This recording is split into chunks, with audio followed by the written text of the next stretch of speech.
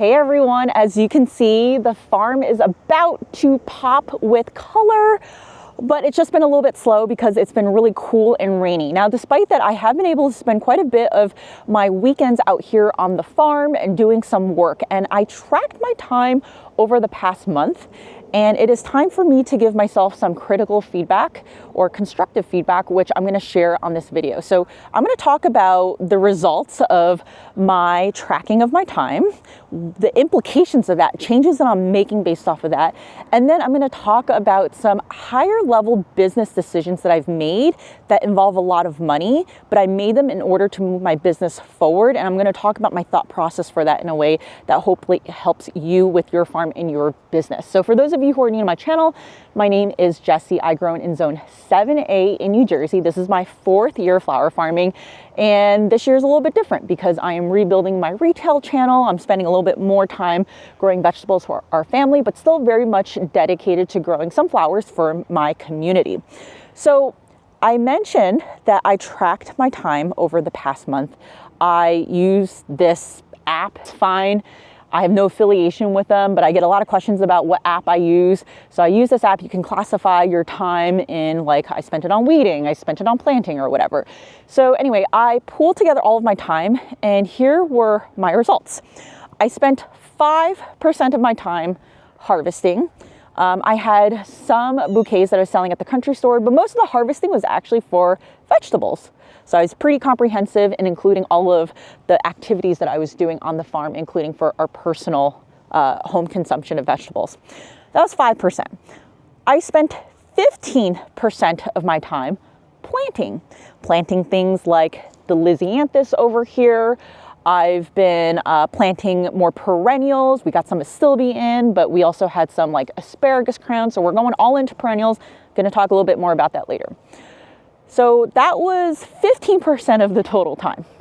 I then spent 20% of my time on maintenance. Maintenance includes mowing the perimeter of the grass. A huge portion of the time involved chipping the aisles, which is something that we do every year earlier in the spring. It's just an easier way to stay on top of the weeds in the aisles. Over time, obviously, the wood chips also break down. So that is something that we anticipate, and honestly, not something that I really worry about. But the piece of the pie that was really eye-opening, and I was like, things need to change, was the fact that I spent 65% of my time weeding. I knew I spent a lot of time weeding. I didn't realize how much time I spent weeding. And let me show you what that looks like. Now, it's not like I need to define what weeding is, but obviously, you know, there are weeds that pop up in the aisles despite chipping. There are all of these weeds over here that, you know, for the most part are not going to bother these plants over here, but you obviously want to make sure that you're picking these out before they get too big and too unruly, because if you don't, you're going to basically have like a weed farm after. So there's a lot of places where weeding has been done and still needs to be done. I mean, look over here, like this clover thing is just, it's taking over everywhere. There are certain weeds like this that are completely going to get out of control and start flowering. I have a lot of aggressive dock rhizome over here. I've been really good and on top of it this year, but you can see there's still some that are flowering. You get the point. There's been a lot of weeding effort done. Now, I know some of you, especially those who haven't been following me for a long time, are going to say, why don't you just use landscape fabric? That is just something that we don't want to use. We don't want to use plastic because it breaks down into microplastics, and we are growing food here on the farm for ourselves. So we operate on a no plastic in terms of landscape fabric, as well as a no spray mentality. And those are just non-negotiables for us. Like, you're not going to talk me out of that. But that being said, there are more ways to be able to control weeding that do not involve landscape fabric. So I want to actually talk about specific examples with regards to Lisianthus. This is one of 2 Lisianthus rows. These Lisianthus were put in during the 2nd week of April, so they're in for a little bit over a month, and you can see that there are just weeds everywhere. Now, I'm showing you this because I think that there are two really easy ways in the future that I can avoid needing to spend a lot of time weeding. So you can see that I fit 3 into each Hortanova square.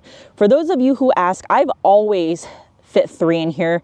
I find that they grow pretty well, and I can get away with just 1 layer of netting because Lisianthus tend to grow pretty tall. They will flop over, especially in storms, so people have 2 layers of netting. I hate harvesting under netting, so 1 is good enough for me. And if you fit 3 into a square, they will support themselves. The trade-off, however, is that I cannot come in here and mechanically weed because the way that I planted these was prioritizing 3 in a square versus for weeding. So what I'm trying to say is that in an effort to maximize space and cramming as many stems I could into a small space, I gave up efficiency for weeding because there are plenty of people who plant Lisianthus in a straight line using the row method. They plant it next to their drip line, and when the weeds pop up, they can go in with like a little hoe or a wire weeder and just get all of those small weeds out. And that is the most efficient way of weeding. That is something that I would definitely seriously consider next year, even if it is at the cost of an extra plant per net. But the other thing that I could do, which is more likely for me to do, is we are already in the process of converting some of these beds into raised beds. And they're not going to be that raised. I have some more official raised beds that are 17 inches up from the ground, but we are using some scrap wood that we have, and we're talking about like these are like 2x4 type of styles. So really just like 4 inches off the ground, but that would be enough. So let me show you what I'm talking about. This is my row of delphinium, which are starting to bloom. I'm pretty excited about it.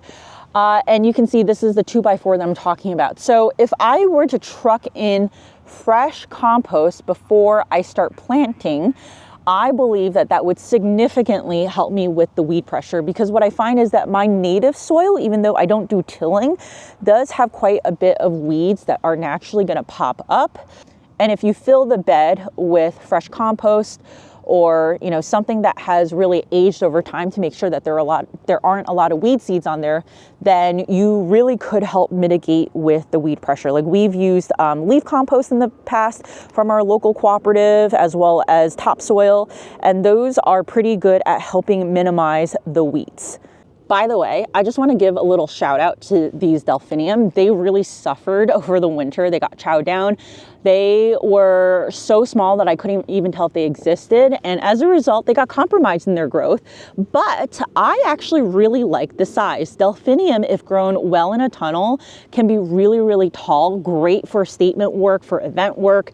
But I need these for bouquets. So just having this really petite spike is amazing because it's not like a true spike. It adds a bit of delicacy without it being too tall.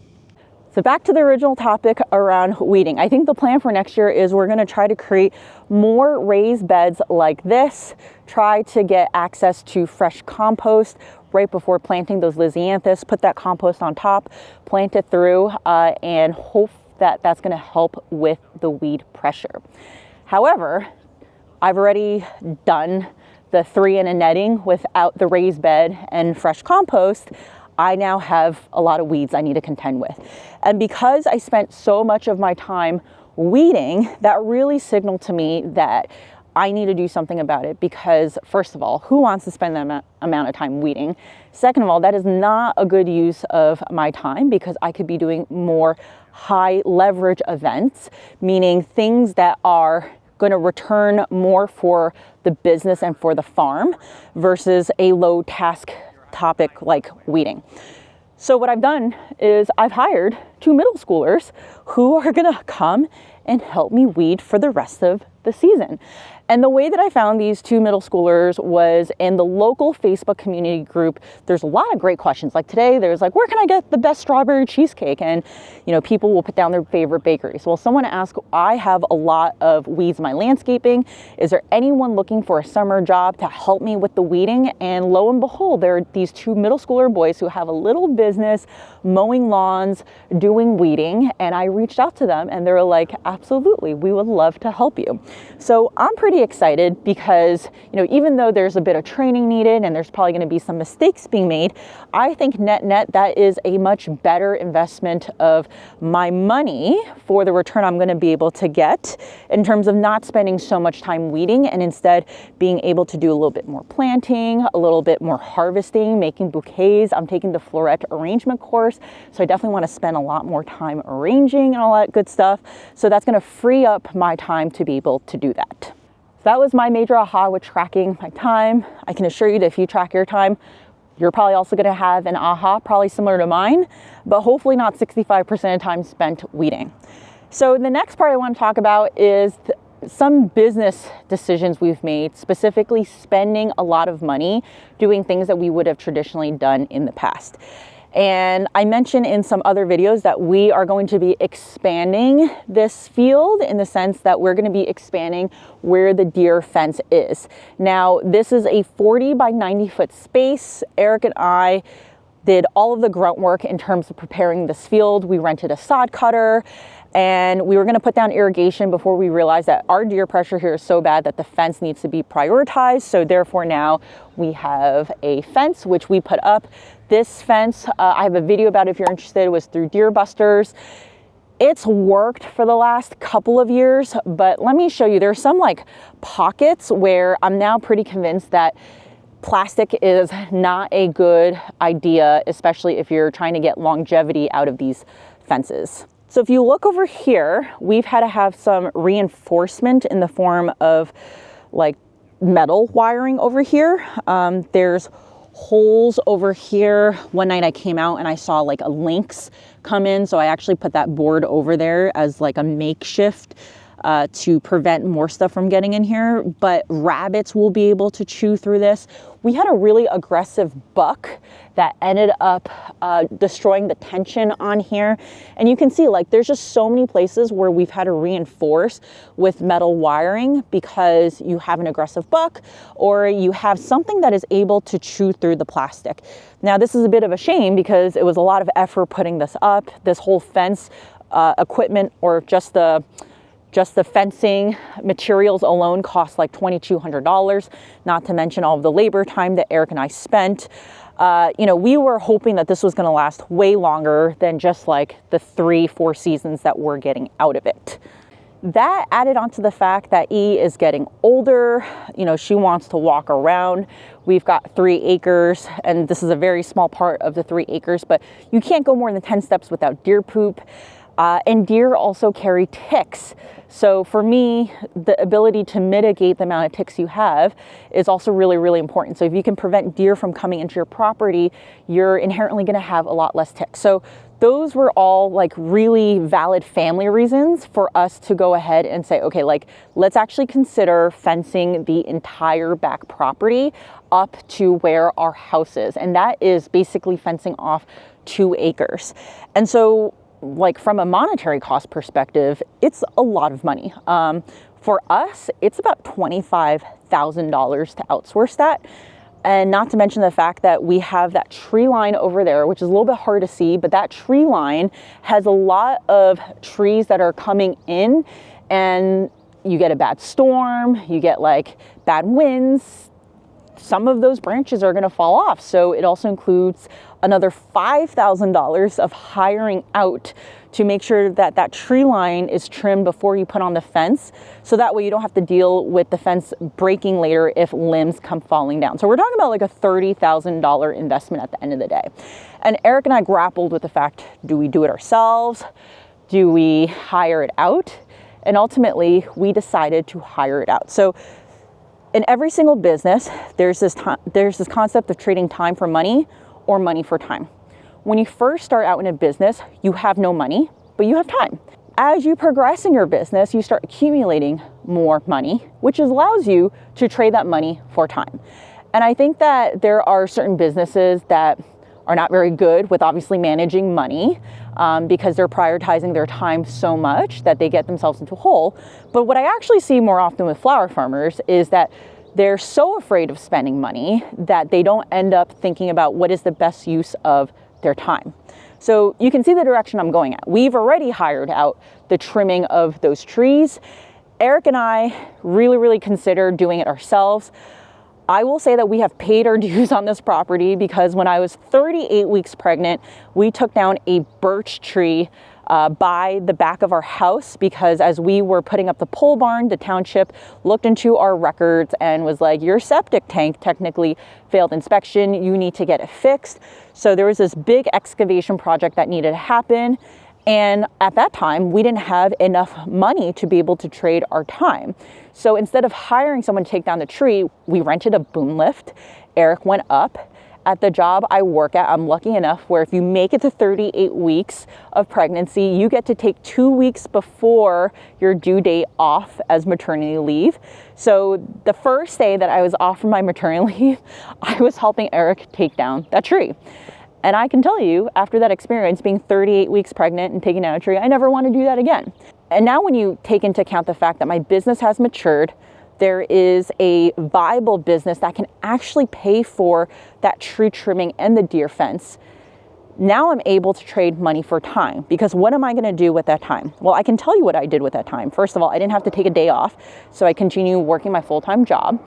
I wasn't tired after work, so I could still do additional things like create content, especially for my Patreon members. We're doing a lot more video format stuff. But more importantly, I was able to spend time on revenue generating activities that are going to help pay for the fence and more. So specifically, I was able to spend time on creating the product on my website for pre-launching my 2026 corms for ranunculus and anemones. And we also have some alliums too. So if you're interested, go over to the website right now, doing a 5% discount for this next week only. This is not something that I was able to do last year because I didn't have the time to do it. And this year I'm able to actually effectively manage my cash flow and potentially also provide some of you guys who are looking for some security in terms of being able to secure a smaller amount of corms at a more reasonable price now. So I was able to do that because literally we hired out this tree trimming. Now, the fence will be able to go up also in a relatively short period of time, because if we were to take on this project on our own, I can guarantee you that it would not be done this season and it would definitely flow into 2026. So the implications of getting it done early, I think they're going to come in late June, early July, and finish it within a couple of weeks, is that I'm going to start being able to plant perennials. So I have big aspirations for being able to put in peonies, things like roses, because one of the other things that I really enjoyed this spring is the fact that I have so many perennials coming in. Like I've got mountain mint, that's basically like a whole bush over here ready for me to harvest soon. I've got lilies coming in that have perennialized that will be ready in a few weeks. I've got sea holly right there that's also going to be ready for mixed bouquets. I've got yarrow in the back and so forth. My only regret is not having more perennials to fill in other gaps. And last year I had invested some money in perennials, but the majority of them got eaten by the deer because even though they were deer resistant, I put them outside and the deer ate them. So if you think about it, like I lost a few $100s because we didn't have a deer fence. So I'm hoping that over time, it's gonna give me time back to be able to spend more time on the farm doing things that I really enjoy. Because one of the things that I really don't love about annuals is the fact that, you know, they only last for one season, but there is an unpredictability nature to them, especially during the shoulder season. So how many of us have been stuck with seedlings that have been in the house for too long because the weather just wasn't appropriate? How many of us have put seedlings into the ground when we thought it was all clear frost, only to get hit with another round of frost that basically destroys that crop or sets it back behind enough where those stems are not as premium or they're not coming in at the right time? With perennials, of course, there is some variability in timing, but they are so robust and you don't really have to think about them or worry, hey, are they going to survive the frost? Like, it makes absolute sense for me to spend and invest a little bit more to be able to have those perennials in place. There's also one other thing that I was able to launch this week while we had people clearing the trees for us is a CSA. Now, I have a lot more details on my Patreon about the details of this CSA, but what I want to mention is that I went back and forth in terms of just, do I do a CSA? Do I not? What part of my retail channel do I want to focus on? And I ultimately decided on a CSA because I felt like it made sense for me to have an outlet for the flowers I'm going to have coming in June. It makes sense for me to still focus on that retail outlet, but I want something that is my own. And we're not talking about a crazy amount of shares. We're only talking about a dozen shares, and it's going to be once a month. But I think what's going to be more relevant for you guys is I actually don't have enough flowers right now for July, August, and September. I definitely have enough flowers for June, but when I took a step back and I thought about it, I was like, well, some of the summer crops are literally 60 days to maturity. And when you start hitting the height of summer, like after summer solstice, the days get longer, the days get warmer, things start accelerating. So 60 days to maturity sunflowers actually become 50 to 55 days. Things like celosia that have already started self-seeding are gonna definitely be available by the time I get to July. So I felt like July was more or less taken care of, especially with the fact that I have Lisianthus over here. The subscription is for pickup in later July. And then I immediately order plugs that would go in earlier July and then August for the rest of those months. So what I'm trying to say here is if you're on the fence about a CSA because you don't know if you're gonna have enough flowers, obviously June is already done. So if you don't have stuff coming in, that's a little bit hard, but you could probably still realistically plan for July, August, September, and even October if you wanted to. So don't be discouraged by the fact that it's close to Memorial Day weekend or end of May here in the US, and that you don't have time, because there is still plenty of time left in the season. I am really excited for what's to come over the next few weeks. We've got some yarrow that is already starting to bud up. They're gonna make great bouquets. I can't wait to show what they look like to you guys in future videos. The floret flower arranging course is gonna be dropping next week. So that also means I'm gonna be able to share with you, hopefully, an improvement over time, my floral arranging skills. It's one of my goals to spend dedicated time, at least every other week, on that skill. And I'm gonna record myself and put it on here so you guys can see how I'm progressing. And we're gonna be putting perennials in. So I just got some Solomon seal. I also got some astilbe that all needs to go into the ground. I'm gonna put them in pots for now, so that way we can get them out once the deer fence is up.